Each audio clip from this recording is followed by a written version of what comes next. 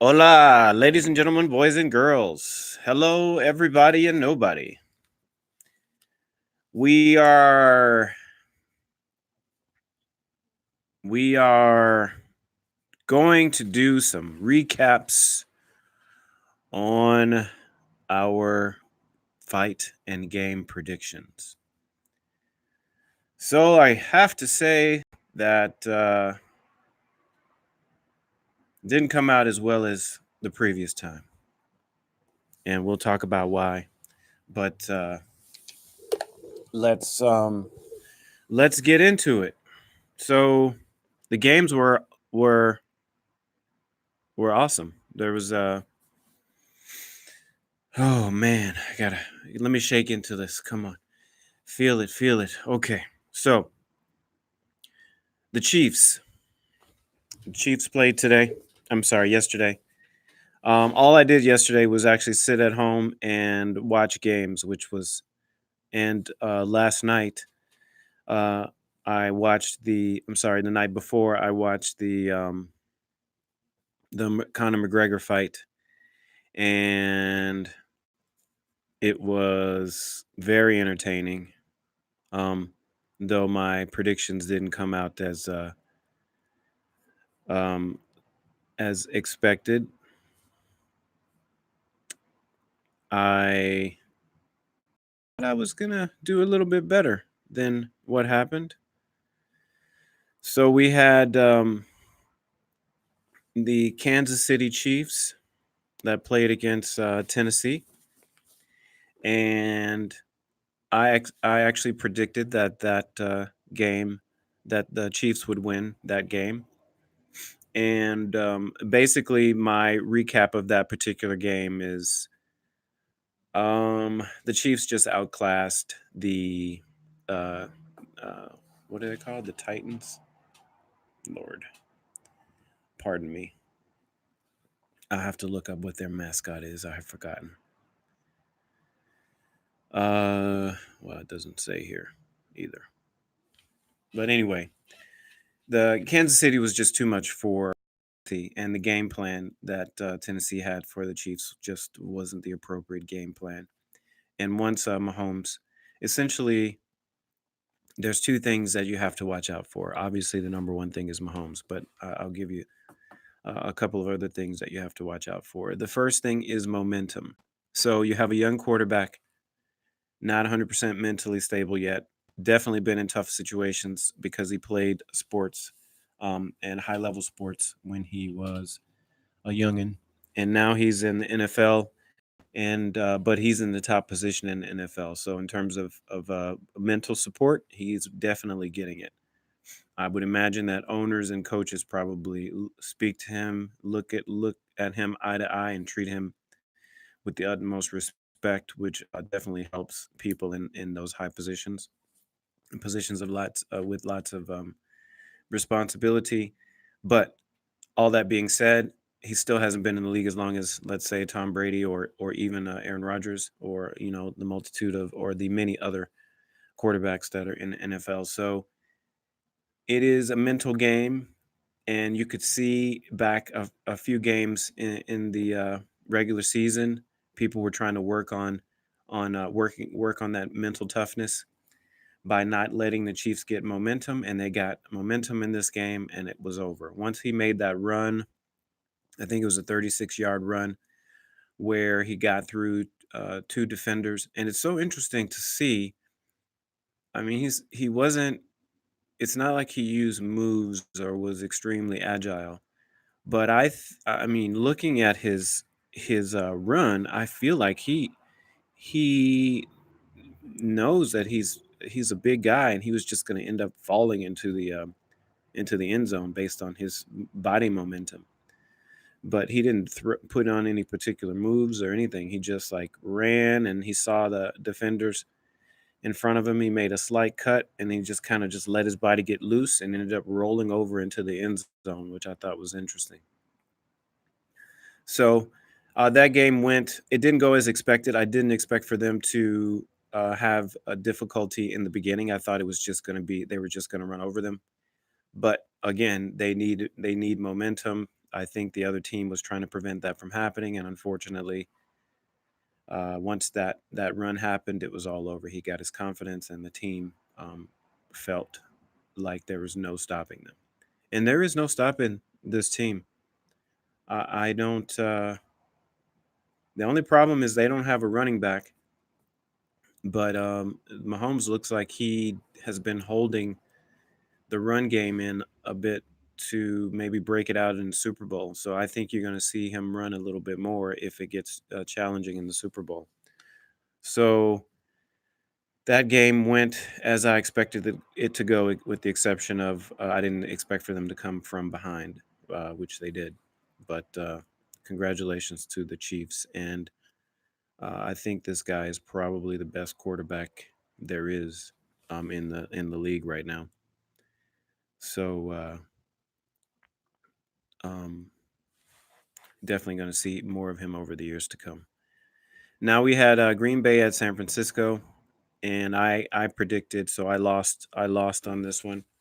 I predicted that Green Bay would win this one with the support of Danica Patrick in Aaron Rodgers as Aaron Rodgers' girlfriend. I thought he was going to have so much like personal. I was going to use the word momentum again. I guess I can continue to use it. Just actually personal support from her. Just having another kind of high level um, uh, athlete, high level person in your corner rooting for you, kind of gives you the belief that you can do it. But I think this league, the time for Aaron Rodgers, it may be proving a little too it may be proving a little too fast for him. So I don't know what he's going to do. He may need to get out and get a little more agile. I heard someone saying that he's the best passer in the league, maybe next to Brady, maybe better than Brady. But I think ultimately, Mr. Rogers has got to go back to work and figure out how to make those crucial moments happen. So they got essentially destroyed. I mean, there was a very small period in the game where you thought there was a possibility that they could come back, and he would be the guy to do it, but he just didn't look. I don't know if he doesn't have the people like dynamic players surrounding him to kind of help him get out of the hole. But they didn't look like they had that dynamic spark that was needed to get on a run. And they got on a run later in the game. If they had done that in the beginning of the game, which I thought they were going to, they would have won the game. But unfortunately, I don't know if it's me, but I feel like the league is moving so like the pace of the teams are moving so much quicker. Play calling is rapid fire. I feel like getting the ball set and getting a play off is rapid fire. I feel like um, everything is just so much faster that there is not a lot of time to make adjustments for people who used to play in the old systems. And I think for Mahomes, it's just the way it is. And even for the what's the quarterback's name in San Francisco, Garoppolo or something? Oh man, he's gonna be. I don't remember his name. It starts with a G. I think that he's also adjusted to this system, and they just look crisp. And at first, I thought whoever the Chiefs play, I thought maybe they there would be no contest. But the way San Francisco looked in terms of how they execute their game plan, how they execute their plays, how the players are tuned up. The team looks very well tuned, and Kansas City actually doesn't look as dialed in as San Francisco. So I have to really go back and take a look at these games, and originally I would have said that the Chiefs would run these guys over, run anybody over, but I don't know. San Francisco is playing at a very high level. Again, they're very in tune. Everybody's in sync. Everybody's doing their jobs. The quarterback, to me, he's doing his job, but it's nothing that I would consider incredibly outstanding. Though many people would refute that. But I think the team is playing overall um, in such a in tune and in sync way that they're going to be hard to beat. So I got to do some. I got to go back and take a look and see what I think about this. I'm leaning towards the Chiefs, but after watching San Francisco play and how dominant they were, not that I thought that the that Green Bay gave them really any kind of competition, but that could just be how good San Francisco is. And if they're that good, then it's going to be difficult for other people to beat them. So that's it. So I got 50% on the NFL. So I got one wrong, one right. So we'll put it at 50%. If I was a betting man, I would have won money and lost money, and hopefully I would have bet the same money with the same odds, so I would have been even, which is not bad for somebody who's a gambler and who it gambles, which I don't, at least not yet. So back to so we're moving on to the UFC. Okay, we've been going for a few minutes here. Try to get through this quickly. Okay, so Anthony Pettis and Carlos Diego.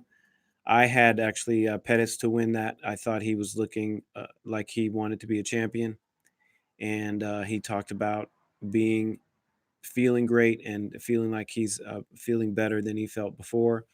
But as the fight started, that didn't look to be the case, and he actually started a little bit stronger than Carlos, but unfortunately, he wasn't able to deal with um, the jujitsu of Carlos and got himself in a rear naked choke and got choked out, which is um, what you don't want to do.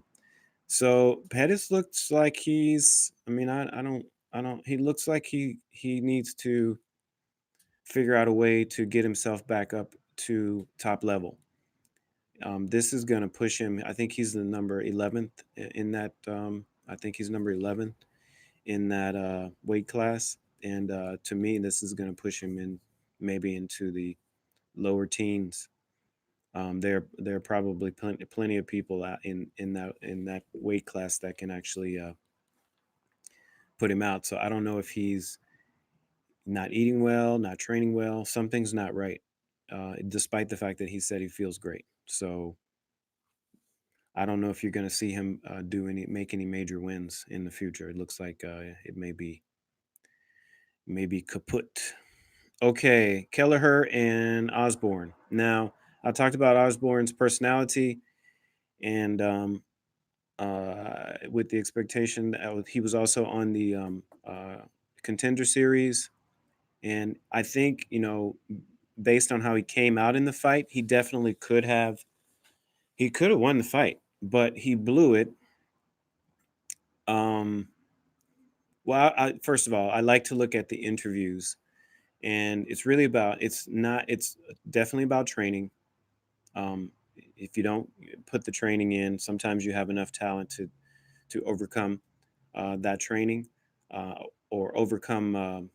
If you have enough talent, sometimes you that can compensate for the lack of training. However, um, I don't know what his training looked like. I do think that there were some holes in his game, and I'll talk about that in a moment. But the one thing I saw in his uh, in his interview was he said something about Conor. We're going to look back and basically he plans to be a superstar, and we're going to look back and see that Conor McGregor was on the fight card with me, and I think I'm not saying that it's great to be confident, but the way he said it actually didn't seem like he believed it. And if he did believe it, he doesn't realize that you can say those things, but you actually have to put in the extra work and put in the detailed work in order to get the win. And what he didn't do in this fight is prepare for um, Kelleher's ground game, and he basically got mauled and submitted. So if you know the guy is a master in that department, you might want to work on preventing that a little bit more. And unfortunately, he didn't do that. He didn't do that. And okay, so I didn't. So I predicted Osborne to win. I failed in that one as well. Didn't get that right. Though he came out, I don't know if he came out with this like flying right hook. I think it was a right hook, and I think he almost caught Kelleher with that. Or if he did, it wasn't quite enough. But anyway, got put out. So got tapped out. So I think he tapped out with his foot too, which is kind of interesting. Um, he got it was a guillotine. Now the next fight is Olenek and Green, Maurice Green. Another person that I feel like rested a little bit too much on his personal talent and not didn't spend enough time on a game plan and studying his opponent.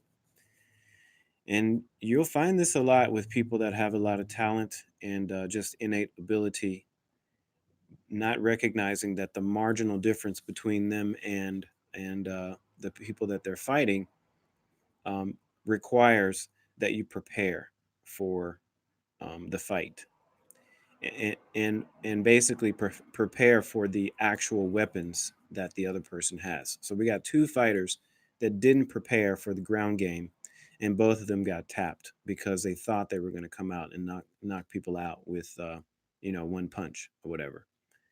And Maurice actually looked a little bit slow, and which I don't know if that means he didn't train well or whatever. I don't know what the truth is there, but again, didn't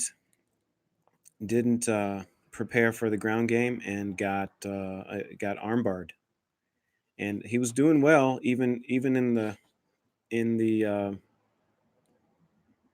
when they were sort of wrestling each other, but it just wasn't prepared and got himself in a bad position and got armbarred and have to tap out. So that's 1, 2, 3. I missed all of those. So 1, 2, 3, no go for me. All right. So next one is Holly Holm and Pennington. So that fight. First of all, listen. Everybody talks about how bad the fight was, and even Dana White mentioned, the referee was horrible and he should have made them fight, and they only fought 1 minute in the whole fight. It's true, but reality we're looking at. I mean, I know it's for entertainment, and certainly you can't have fights that look like this. Otherwise, you don't have a business. But for as you spend more time on the sport, you recognize that it's a chess match in there, and there's game plans that require um, work, and you can't just go out and start slinging punches like these two other guys did, Osborne and Green, and expect to get a win. And Holly Holm knew that Pennington is a basically a hard puncher, and she wanted to suppress that particular weapon, and she did. And so imagine if the two guys before had suppressed the weapons of Keller and Olenek, then they probably would have come out victorious. Anyway, so she did. She suppressed her punches. She basically clinched her for most of the fight, and though she was landing some punches and some blows, she took a couple of shots, knees to the body, which were effective. But she did the most damage, and she deserved the win, and she won. So that's a check mark for me. I actually predicted that she would win, though I thought it would be a lot more um, exciting. And if you never watched, if you follow Holly Holm on Instagram, you can, she's a person who puts in the work, man. So congratulations to her because she probably deserves to win. Not saying that Rachel didn't put in her work, but Holly definitely looks like she's working hard. Now for the main event that you've all been waiting for. So again, I selected Connor to win that fight. I thought he would win, um, mostly because of what I said happened in the actual weigh-in, and I even feel like the beginning of the fight is a representation, even though the beginning and the ending of the fight is in the beginning of the fight. That's a representation of what I said in my post before. And if you didn't watch it, I guess I'll say it again. But I basically said that Cowboy looked like a fan in the weigh-in and was almost enamored with being on the same stage. It's almost like it was a, it was a long time goal of his or aspiration, and or maybe it was something maybe he wanted to be that person. I'm not sure. But once I saw that, I realized that it was going to be impossible for him to win the fight because he looks up to Connor too much. And I think the fact that Connor had a great game plan in not pissing Cowboy off and having Cowboy have a grudge to grind or an axe to grind or be um, wanting to basically come into the fight with a chip on his shoulder. So Connor did a good job of dismantling any kind of chip that Cowboy would have come in with by being respectful the whole time, and that's a strategy. Believe it or not, that's definitely a strategy.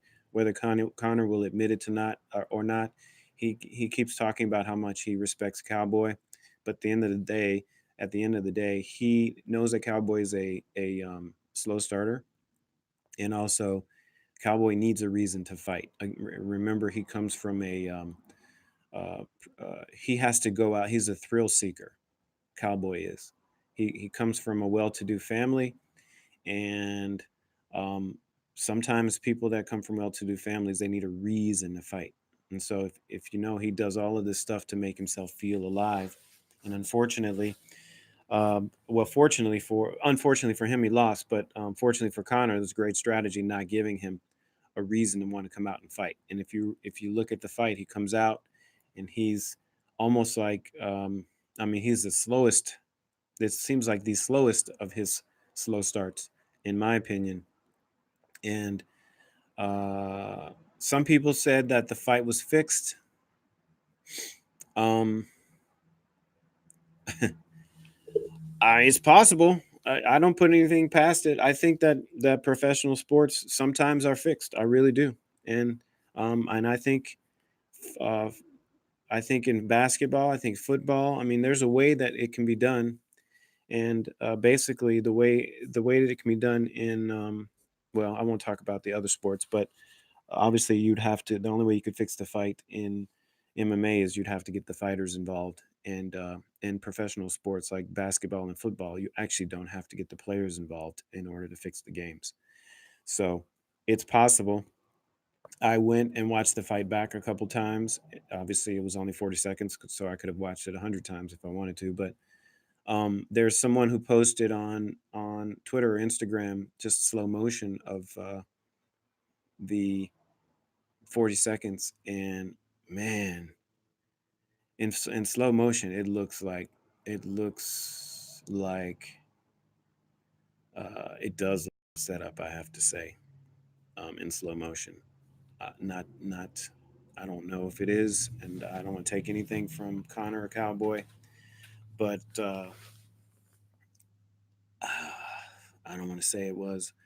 But on the flip side, I'm just going to say that it wasn't a setup, and I think that Cowboy just came out. He was fighting his idol, and if you've ever seen people fighting their idols, sometimes they're they love him too much, and he came out and he tried to clinch him, and Connor mentioned this in the press conference that Cowboy comes out with his head down, and he took advantage of it. I've never seen anybody hit somebody with the shoulder before, but man, what a great strategy! It worked. And what I thought was that that shoulder. Somebody said it broke his orbital bone. It's possible. What I think the shoulder actually broke his nose. And the thing about breaking your nose when you don't have any endorphins um, pumping yet. I mean, you have a little bit because obviously you're geared up for the fight, but it's not like what you're going to have after you've been kicked a couple times and after your body has reached that, has felt some of that stimulus. Um, so when you break your nose later in the fight, it doesn't hurt as much because you got so much of that in your bloodstream. But this is the beginning of the fight. He's a slow starter, so he didn't have any of that in his bloodstream. And then first, first shoulder to the face, second shoulder to the face, broken nose. Maybe it was the third one. I don't know, but definitely nose broken. And once you get your nose broken that early on, you're not going to want to fight. And that's exactly what happened. I think he got his nose broken, and he was like trying to deal with the pain and trying to figure out like what the hell to do because now he's compromised. And so Connor's looking at his body language and looking at his head down, and Cowboy tries to hit him. I think he tried to kick him or hit him, and Connor sort of stepped out of the way and then hit him with a head kick, and that was the end of the fight. Obviously, he hit him a few more times while he was down, which is some people said the fight was stopped too late. Listen, man, Cowboy is a tough guy.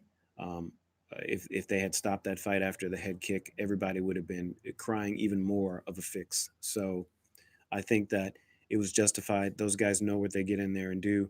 I'm not a MMA fighter, so don't reach out to me telling me, I don't know what I'm talking about. I'm just saying that when you are in a position where you are fighting for a living, sometimes things don't go. Referees have to give you benefit of the doubt, and he didn't know for sure if the guy was out, and Cowboy didn't want anymore, and he was out. So I thought it was a great stoppage. I thought the fight was a great return for Conor McGregor.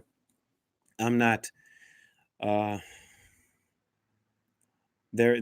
Conor McGregor is an electrifying, um, charismatic uh, figure. So that in itself helps people follow him. So I'm going to look forward to seeing his next fight.